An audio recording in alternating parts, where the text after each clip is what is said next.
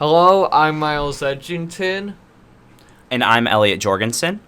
and today we're reviewing the new Kirby game, Kirby in the Forgotten Land. For those who do not know what Kirby is, he's a little pink puffball. His whole spiel is to inhale enemies, and he gains their abilities. Yeah, and so the main twist of Kirby in the Forgotten Land is that Kirby can now inhale large objects in mouthful mode and that the game is in 3D. Yeah, and having the Waddle Dees being captured is a great way because it's a way for collectibles and progression in the game. So in order to go to the boss level, you have to earn a certain amount of Waddle Dees throughout your playtime through certain challenges. And they're like very fun and interesting and pretty varied. And yeah, they're pretty great.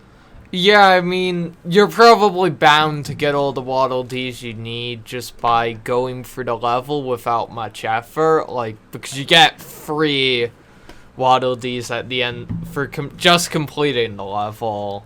So, it's, of course, in most Kirby games, it kind of applies for both kind of genres. It's an easy game, but, you can make it so it's a bit more difficult. Yeah, so I played on the hard mode of the game. What was it called? Wild mode. Yeah, wild mode, where you get more star coins and enemies deal more damage and just a little more difficult. And I found that to be like the perfect way to play the game because there was parts where it was like simple, fun, and easy. But then there's parts at like some bosses where you're like, oh crap, I gotta dodge and block this guy's attack. If not, I'm just gonna like get completely pummeled by this dude. Yeah, I agree. There are some boss fights where, you might have to switch to Spring Breeze mode if you don't want to die, which is the easy mode. Then, guarding and blocking is something apparently that's been in, Kirby games for a while, but I never personally used it. More of just a rush in with brute force, and then usually works. Yeah, I'm in the same boat. This game's like the first Kirby game that makes you use all the mechanics, because if you don't, you're gonna die.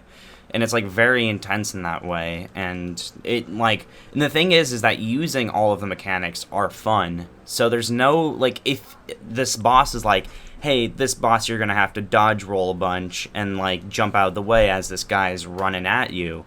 I'm like, cool, because it's a pretty fun concept and everything is really fluid. Yeah, I mean, I feel for, the dodging mechanic, you don't really need to use it until, I'd say the first King Dedede boss fight, I didn't have to use it, but I could see how it could be really helpful there. Yeah, I also agree. I don't think that it's necessary, but it also is a fun thing to do and have some flair when you're fighting an enemy. Yeah, so the level design, reminded me a lot of Mario 3D World, except just way more varied environments. It's just, that level design is so connected and so interesting that it makes you want to go out and find all of the challenges, find all of the Waddle Dees, not just to have 100% next to your clear save file, just so you can see everything in the levels and just see the cute little things like, oh, look, there's a little bird that interacts with you if you go over here. And if you go over here, there's a target practice range where you can get a gun and shoot. Yeah, the final boss is straight out of Elden Ring. If you threw a realistic texture on that same design, you're playing an Elden Ring boss. It is the funniest thing ever. Yeah, the final phase, as I've seen a lot of people compare it to, was really just the Sephiroth boss fight from Final Fantasy, which is something I haven't seen or played, but, I think I know what they're talking about. Yeah, as someone who has played Final Fantasy VII Remake, which is a 3D Final Fantasy game, the final boss of this game is Sephiroth in that game. And it's just so many funny things all put together. And you're fighting the MGM lion and stuff. And it's so ridiculous. It's just so fun. Then there's, the literal wall of flesh, which was... again, like, I was not expecting that. Yeah, a lot of the art design in this game, like bosses, the like text and character menus, it's all very visually striking and it's very appealing to me. I think that the developers, HAL Laboratories, did a really good job with the overall presentation of the game. It's very, very nice to look at. How Forgotten Land handles difficulty is just so much better. Like, it's not, you're not going to play a Dark Souls game, but it really is, like, the best Kirby game around, in my opinion. Yeah, like, this knocks out a lot of the other Kirby games, in my opinion. I mean, for me, mainly because it was 3D, like, this was awesome. Like, it was just a fun experience to see Kirby in 3D. Yeah, and then, like, mouthful mode is just so amazing. Like, every time I get a new mouthful mode, I just am, like, smiling so much. And it's so interesting. Like, Kirby's a car, he's a ring, he's a vending machine, he's all of these things, and yet he's still Kirby, and it just allows the level design to be so much different and just so varied and just wide and great.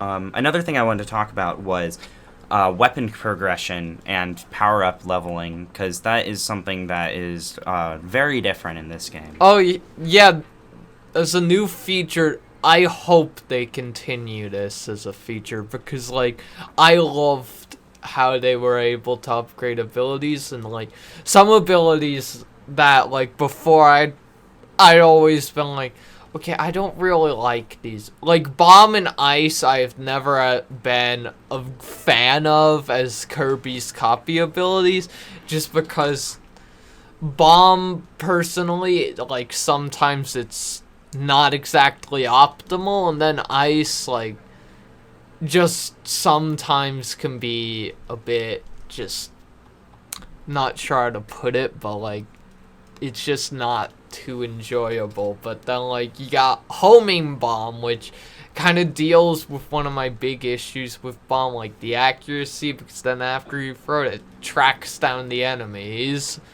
Then Blizzard Ice, like, it's just really good. Yeah, I think everything that they've done to each power-up is just so good because it adds variety and you're progressing through the game. You're not getting the same cutter or same sword fighter abilities. You're upgrading them. And you get a Meta Knight mask and you get to have parts of his moveset. And you get very, like, fun secrets too. Like in the post-game that you get some power-ups, and those are very fun as well. And it just makes every power-up viable, and, like, you can see yourself using it in any situation to defeat enemies or solve puzzles or anything like that. At times, it does feel a little tedious, like, oh man, I'm running through this level for the 5th time trying to get this specific thing in this level that I haven't found yet, and I just don't know what I'm doing. So that's, like, the only gripe I have with the game, but, like, the game's core, like, the abilities, the progression, the new mechanics, mouthful mode, everything's just so great and blissfully just, I don't know, it's just so incredible. I really enjoyed it. They're the same for all of them, from the easiest one to the hardest one, which is kind of annoying. Like, Yeah. how come with the one that takes 5 minutes, and if you die at one part, you get reset to the beginning of the level, gives you 1 coin or 1 treasure shard, but the same treasure shard is given to you for the easiest one, where you just walk down, roll a bomb, blow up a thing, and then just grab it. It's just like, that part kind of sucks. I'd at least hope that it'd give me 2, maybe 3, just, like, progress with each star of difficulty. I have experience with some harder games, and I feel like, I mean, though sometimes it doesn't give you a direct reward, actually beating the thing makes at least me feel good. Yeah, honestly, I think I'd give this game like a 9.5 out of 10. The 0.5 is just some things. I hope they continue to update it like they did with Star Allies. I really would like it if they could give us more characters, maybe some more, like, levels in the Coliseum would be nice, and anything like that could be pretty interesting. think I'd agree on the 9.5 out of 10 because, like, it was a really good game, but not perfect. Cool beans. Thank you for watching. Make sure to subscribe to MHS News and grab the newspaper at lunch. Okay, bye.